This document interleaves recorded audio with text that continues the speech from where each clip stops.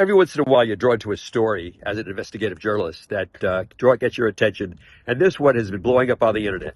And thanks to the New Jersey Auto Owners Association, it's a story about a 90-year-old man with a heart condition who has brought his 2022 Acura NSX car to have it retrofitted at Polykup Auto Body, which deals only in high-end cars.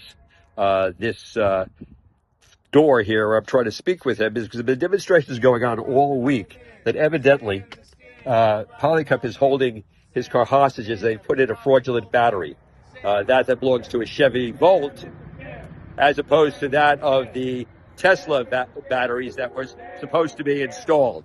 And they are withholding returning the car to this gentleman. And there have been demonstrations going on outside this building all week. And I'm trying to get the opportunity to speak to Sam Polyak, owner of Polykup. And the doors are locked. The windows are dark. And that's it for now.